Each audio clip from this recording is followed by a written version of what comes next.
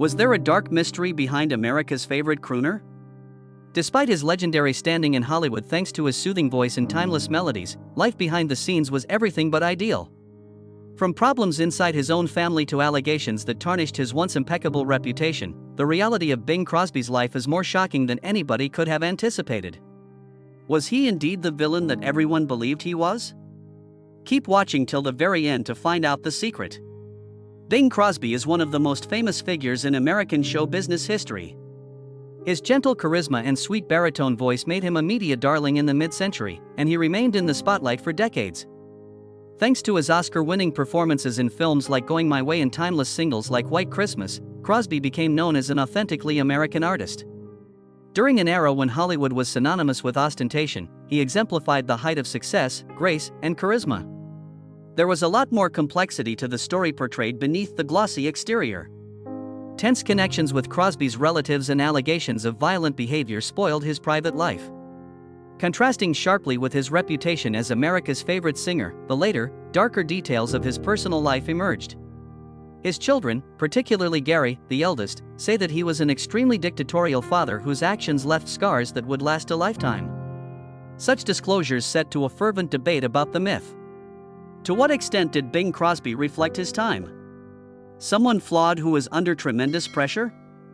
Would you like something more sinister? How could the reputation of someone so beloved by so many be so tarnished? Discovered in this video are the peaks and valleys of Crosby's career, along with the controversies that endangered his image. In this hidden biography, we will delve into the complexities of a Hollywood legend's complicated life, illuminating his stardom, family, and other aspects of his narrative. Beyond his musical career, Bing Crosby was a cultural icon. He has a profitable career as a performer during the 20th century. His pleasant baritone voice and easygoing charisma allowed Crosby to rule the cinema, radio, and music industries for many years.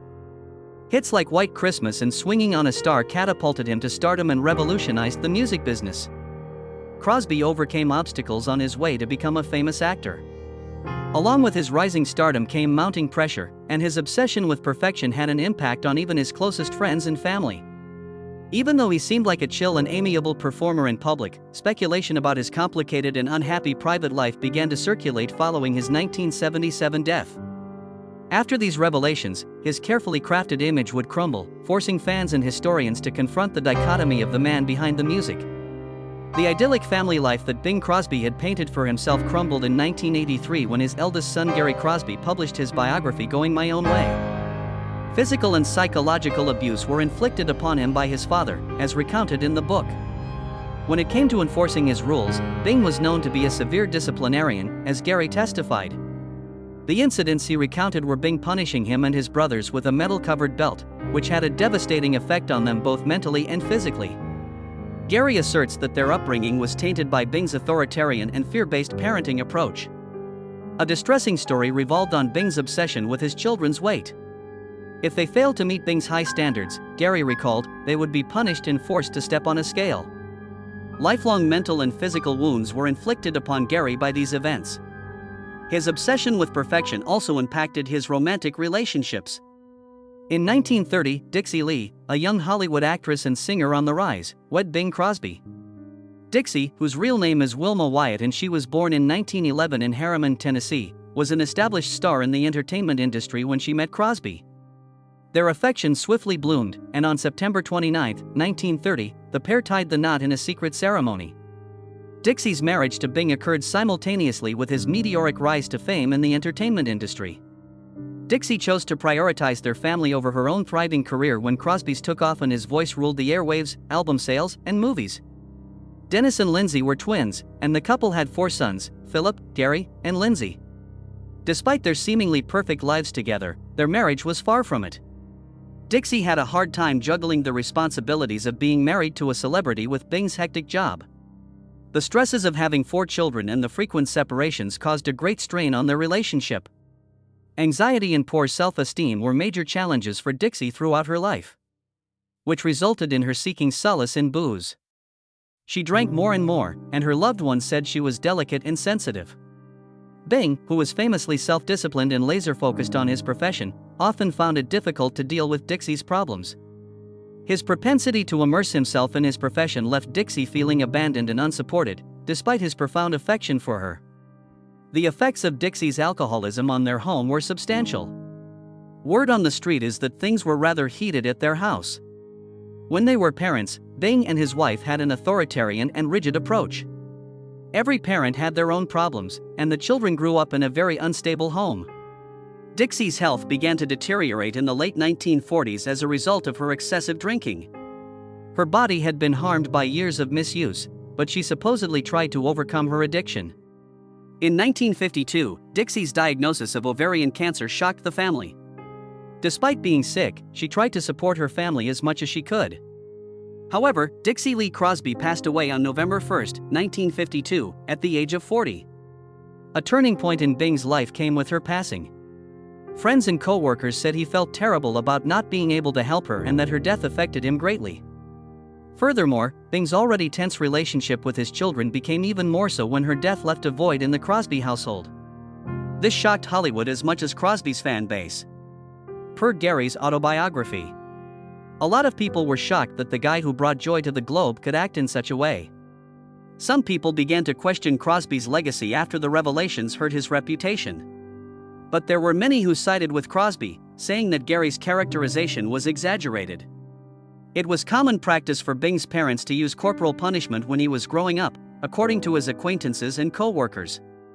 They made it seem as though Crosby's background had an impact on his actions and the immense demands of fame, even though they were in opposition to his behavior. In order to grasp the intricacy of Bing Crosby, one must start with his childhood. May 3, 1903 was the birthplace of Harry Lillis Crosby in Tacoma, Washington. Bing Crosby came from a big Irish-American Catholic family. He was the fourth of 7 children born to Harry Lincoln Crosby and Catherine. Spokane, Washington was the new home for Bing and his family when he was just 3 years old.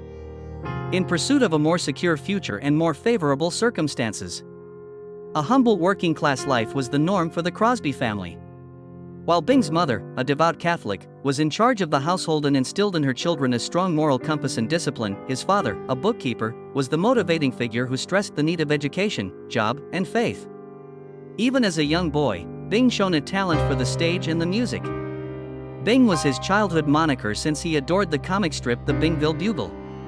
He was known as Bingo when he was in school because of his many musical interests and his obvious talent for rhythm and melody. His classmates would taunt him about it, and he would later be called Bing.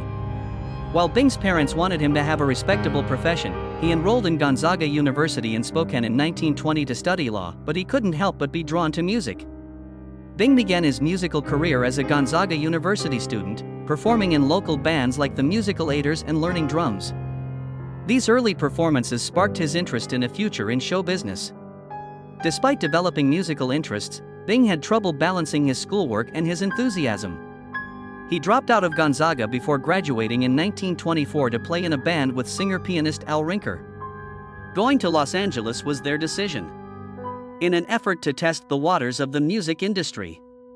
Growing raised in a deeply religious home shaped Crosby's personality and work ethic. His parents' insistence on discipline and perseverance molded his perspective on life and work, but his complicated personality was also a product of his environment. Personal and professional strife ensued as a result of a collision between his mother's devout Catholic beliefs and the pressures and temptations of Hollywood. Bing's early years were marked by a mix of modest origins, strong familial relationships, and an unyielding determination to achieve. These events not only made him more equipped to handle the pressures of fame, but they also molded the ambition and resolve that would propel him to the pinnacle of his profession.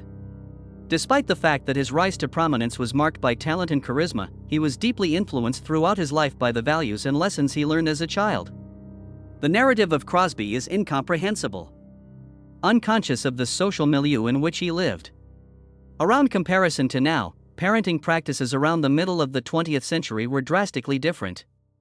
Physical punishment was commonly tolerated, and emotional reticence was often seen as a virtue. During World War II, Crosby became a symbol of American perseverance and patriotism, and he became an icon in American culture. However, the societal expectations society had for men during that time also affected his private life. The post-war ideal of manhood emphasized stoicism, discipline, and power. These traits were evident in Bing's public character as well as his private parenting style. It is possible that his authoritarian parenting style with his first generation of children was influenced by cultural standards that held fathers responsible for establishing order and encouraging resilience within their families. Along with rising wealth, the post-war economic boom of the 1950s also heightened societal expectations for family values and achievement. Bing wed Catherine Grant for a second time around this period, when societal norms began to place an emphasis on fathers taking a more nurturing role. As a result of his new wife's influence and broader societal trends, Bing's parenting style became softer. Probably exacerbated by the social stigma that surrounds mental health and addiction, his first wife Dixie Lee and their children endured even more hardships.